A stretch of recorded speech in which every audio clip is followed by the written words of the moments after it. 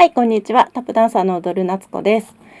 先日、タップシューズの開封動画を行ったんですが、大事なタップ板の話をね、今日はしたいなと思って動画を撮っています。私はなぜタップダンスを自分が選んだのかというね、うつ病の気づきから自分の中の奴隷性みたいなところからこうタップダンスに惹かれた理由というのをね解明したんですけど、この際いろいろね、なぜ私がタップダンスをやるのかということをちゃんとこう自覚して踏みしめて、その上にここからの30年を組み立てていければなと思っています。はい、この板、私とても木材フェチというか、板がね、板とか木の柱とか見るとね、どうしてもこうスリスリ触っちゃうんですよ。スリスリ触ってコンコンコンって音をね確かめちゃうんですけれども、もともとそうだったのかどうか分かりませんけれども、タップダンスを始めて確実にそうなっていったんですが、小さい時からずっと森で遊んでたので、森で木に登ったり、木は友達ですね。それで何か作ったり、どんぐり拾ったり、落ち葉を拾ったりっていうのはずっと友達だったんです。はい。で、例えばこれなんだかわかりますかね。タップダンスによく使われるステッキ。ステッキもこれ自分で作ったんですけれども、結構曲がってますよね。曲がってるけれど、これはその時住んでいた家の木を剪定した時に取って乾かしておいて、それで作ったものです。だからちょっと中心、一応軸は通ってるんですが、かなりこうね、一周したら曲がった形で、まあでもこう自分のね使う道具をやっぱり自分で作りたいなっていうのもあって、身近なものでこんな風に作ったりしてます。はい、そして板はね、自分で製材することができないので材木屋さんに頼んでいますけれども、当初は解体家屋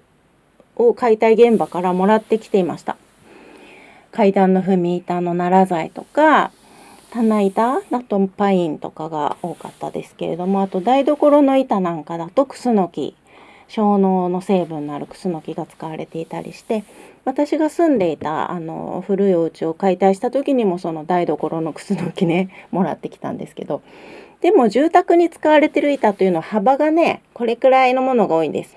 昔の階段板とかだとこれくらいの幅の奈良材があって、でもそんなの本当に貴重で、これだけの幅の板材というのが現在手に入れるのは結構難しいですね。しかもその奈良とか桜とか広葉樹の板でこんだけの幅って言ったら、木がこんぐらいはないと取れないんですよね。はい。ということで、自分で調達するのではなく、ご縁のあった新潟の材木屋さんにお願いしています。これもそうです。すごく長い。220センチで幅が70ぐらい、75ぐらいある、これはカバですね。長野県産のカバだって伺いましたけれども、厚さが4センチ5ミリぐらいあって、はい、なんですね。これはもう毎日の練習に使ってます。はい、そしてただ常にね自分の家にいるわけではないので、外にパフォーマンスに行くときに持ち歩くね板が欲しいなと思って、よいしょこれねちょうどボディーボードぐらいなサイズなんです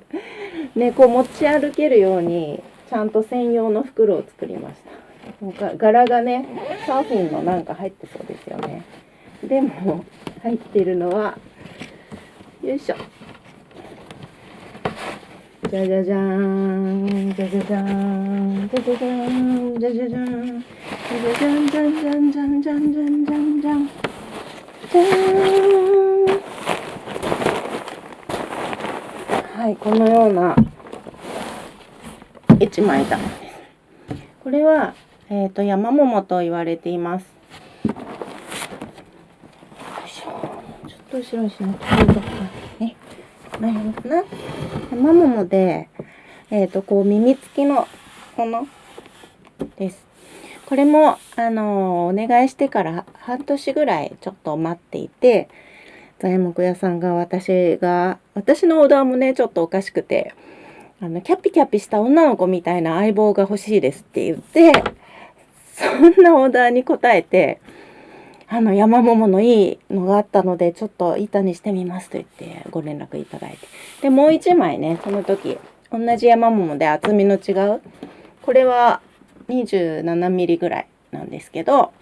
もうちょっと厚い40ミリぐらいあるものをもう一つ家用にあります。これは持ち運び用として薄い、板としては薄いですけれども、こう高くてねいい音が出ます。結構わかりますか？こういっぱいヒールの跡とかねついてるんですけど、やっぱり踏んでいくとこういう風に跡はついていきます。まあ持ち歩けるって言ってもね20キロぐらいあると思います。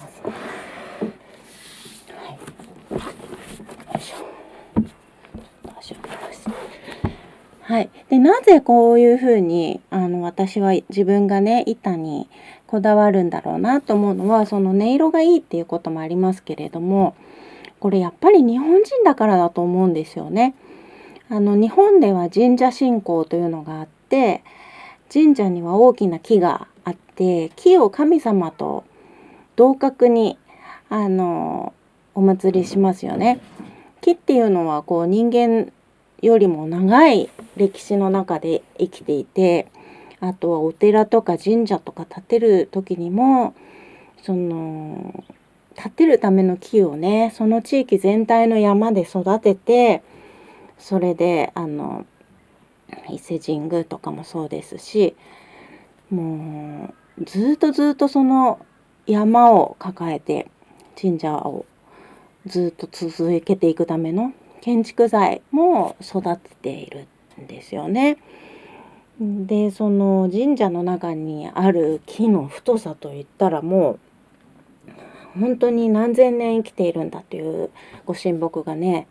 どこにもかしこにもいっぱい育ってるわけです。でそういう多分日本人が持っている神へのなんていうか八百万の神みたいな、全てのものに神が宿るっていう考え方の一つの一番象徴的なのが木だと思うんですよね。でまあそういうこともあって、私はその木を毎日踏み続けているわけですけれども、やっぱりすごく木に愛情と敬意を持っています。なのでこうやってよくすべすべもするしね、このタップスの汚れがついちゃうんですね。タップシューズの裏の金具がほんの少しずつ摩耗して木の表面についてしまうので、なので割としょっちゅう拭き掃除をしています。で拭く時にもあまりケミカルなものは使わずに、そうですね、私はクレンザーとか使わずにみかんの皮を煮詰めた汁で、みかんにはリモネンというなんか汚れを落とす成分がね含まれているので、みかんの皮だから干してあったりして、それを鍋で煮たオレンジ色ので拭いてます。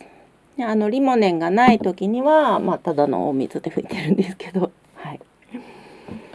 でなのでもし皆さんがねタップダンスをやるにあたり木を購入したいなって思った時は、手始めにはホームセンターで何か手頃な板を見繕ってみるってことになると思うんですけれども、それで音の違いをねぜひ確かめてみてくださ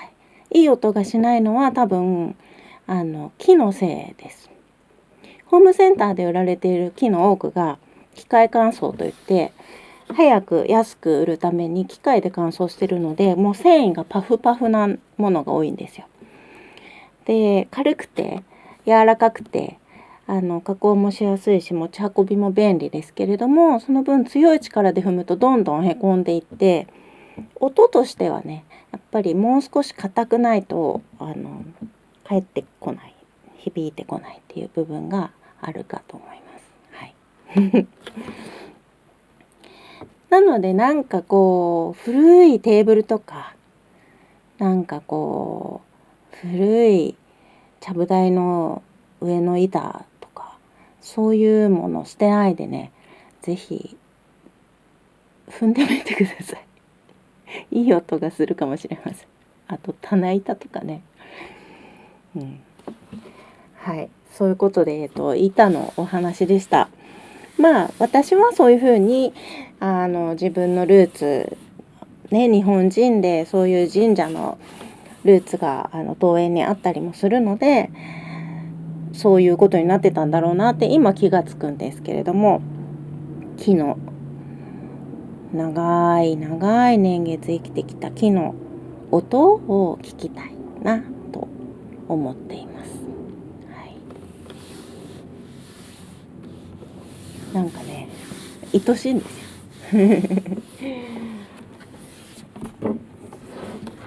でみんながみんなそんなことしてるわけでもなくて、合板でしっかりした硬いなんていうか何枚重ねかにして作って、マイクで、音を作ってる方もいらっしゃると思います。ね、あとはそれぞれにこう板の好みとかがあって、硬い方がいいとかちょっと柔らかい方がいいとか、タップダンサーそれぞれ自分の音を求めるそういう理由も違うでしょうし、まあ私はこのもともと木フェチだったというところがあります。はい、私木の音なんですよ。そういうのなんて言うんでしたっけね。なんかで調べた時に私の生まれは木の音っていうので、木の弟っていう意味、ね、なんですって。はい、だから木の弟なんだと思って木に捧げるっていうか、木の弟として木の音を、引き出しながらこれからまた30年ね踊っていこうと思っています。はい、ということで今日はタップダンスに必要不可欠な木の話でした。それではまたね。